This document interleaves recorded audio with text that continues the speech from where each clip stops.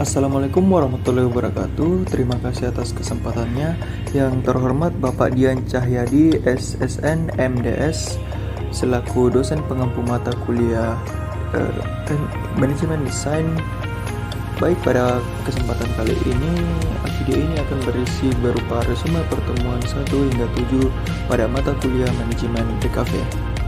Baik, pada pertemuan 1 yang dimana terdapat poin A, yaitu mata kuliah manajemen desain komunikasi visual bertujuan untuk memberikan pemahaman tentang manajemen dalam industri desain komunikasi visual, melibatkan prinsip dasar desain, manajemen proyek, manajemen tim, dan aspek etika serta keberlanjutan. Tujuannya yaitu adalah untuk mempersiapkan mahasiswa menjadi profesional yang mampu mengelola proyek desain dengan sukses dan berkomunikasi efektif. Yang kedua yaitu tujuan manajemen desain komunikasi visual melibatkan menghasilkan solusi desain efektif, mengelola proyek secara efisien, memastikan kepuasan klien, memberikan kolaborasi tim, dan mengembangkan strategi desain. Ruang lingkupnya yaitu mencakup perancangan dan strategi desain, pengelolaan proyek, manajemen tim desain, komunikasi dengan klien, evaluasi keberhasilan desain, serta aspek etika dan keberlanjutan.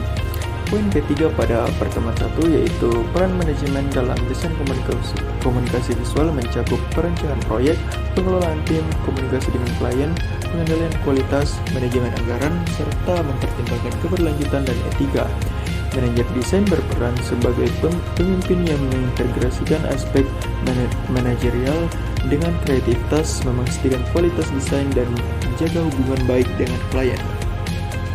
Pada pertemuan manajemen desain komunikasi visual ini yaitu pengenalan konsep manajemen desain komunikasi visual mencakup sejumlah prinsip dan metode untuk mengelola proses desain komunikasi visual dengan efektif.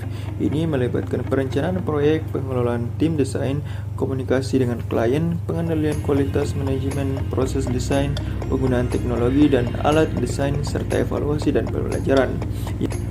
Pada pertemuan ketiga yaitu perancangan dan strategi dalam manajemen desain komunikasi visual melibatkan dua komponen kunci, yaitu perancangan mencakup langkah-langkah seperti identifikasi kebutuhan, analisis kebutuhan, penentuan ruang lingkup, dan pengalokasian sumber daya.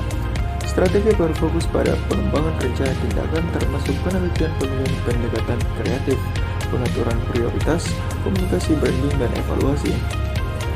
Manajemen proses dalam manajemen desain komunikasi visual mencakup semua tahapan mulai dari pengumpulan informasi dan riset, ideation, perencanaan, produksi, implementasi, hingga evaluasi. Tujuannya adalah untuk mengatur alur kerja, memastikan efisiensi, dan mencapai desain berkualitas tinggi. Tahapan pengembangan manajemen desain komunikasi visual melibatkan penetapan tujuan dan kebutuhan, penelitian dan analisis, ideation dan konseptualisasi, perancangan dan pengembangan, produksi dan implementasi, serta evaluasi dan penyesuaian. Ini membantu tim desain merancang proyek secara terstruktur, menggunakan waktu dan sumber daya dengan optimal, dan mencapai hasil yang memuaskan. Pertemuan keempat yaitu manajemen proyek desain komunikasi visual melibatkan pengaturan, koordinasi, dan pengawasan semua aspek proyek. Tujuannya adalah mengelola waktu, sumber daya, dan tim dengan efisien untuk mencapai hasil yang sukses. Langkah-langkahnya mencakup perencanaan, pengorganisasian tim, pengawasan, komunikasi dengan klien, penyelesaian, dan evaluasi proyek. Rencana kerja adalah dokumen yang berisi langkah-langkah konkret proyek desain. Pengorganisasian tim melibatkan penugasan peran dan tanggung jawab kepada pengelola tim. Keduanya penting untuk mencapai tujuan proyek yang efektif. Penentuan anggaran untuk proyek desain melibatkan penilaian biaya personel, perangkat lunak, perangkat keras, dan produksi, pemasaran, dan promosi. Riset dan analisis revisi serta biaya overhead. Pengawasan anggaran secara teratur membantu meminimalkan risiko kelebihan biaya dan memastikan efisiensi penggunaan sumber daya.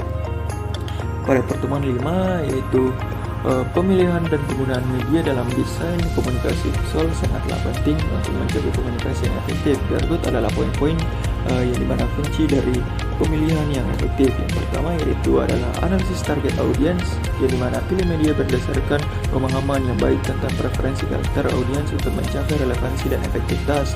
Yang kedua yaitu konteks dan tujuan komunikasi. Yang ketiga kelebihan dan keterbatasan media. Keempat konsistensi merek. kelima integrasi media, keenam evaluasi dan penyesuaian, yaitu terus evaluasi penggunaan media dan sesuaikan jika diperlukan berdasarkan respons audien. Nah, jenis-jenis media dalam desain komunikasi visual yaitu termasuk media cetak, media digital, media audiovisual, media luar ruang, media interaktif. Media cetak contohnya seperti brosur, pamflet, majalah, dan poster. Media digital yaitu seperti website, banner, iklan digital, dan media sosial. Media audiovisual seperti televisi dan film. Media luar ruang seperti billboard, spanduk, dan iklan di jalan raya. Serta media interaktif yaitu aplikasi mobile.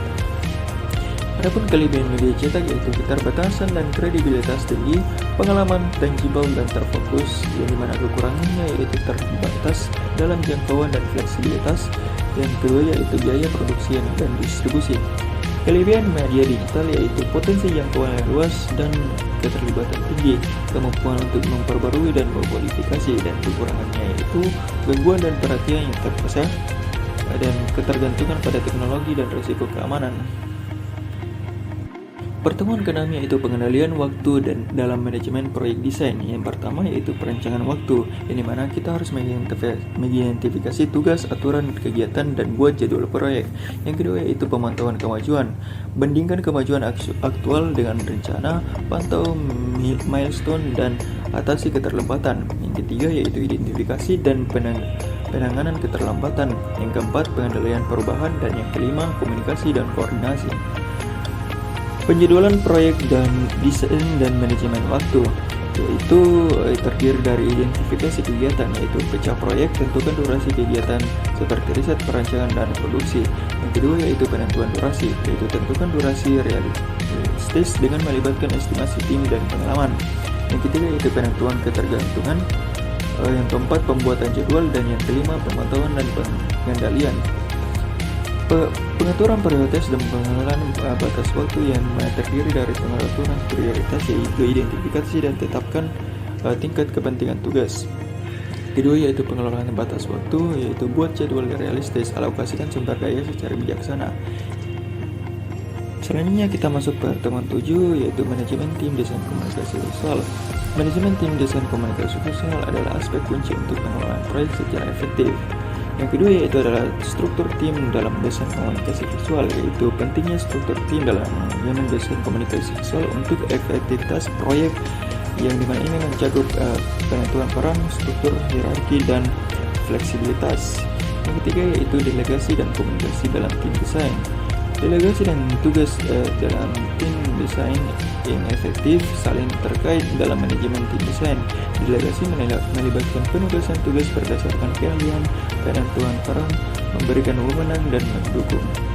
Komunikasi yang efektif melibatkan komunikasi terbuka, jelas, mendengarkan, dan empati. Baik, sekian dari presentasi dari saya. Kurang lebihnya mohon dimaafkan. Sekian resume 1-7 saya. Wassalamualaikum warahmatullahi wabarakatuh.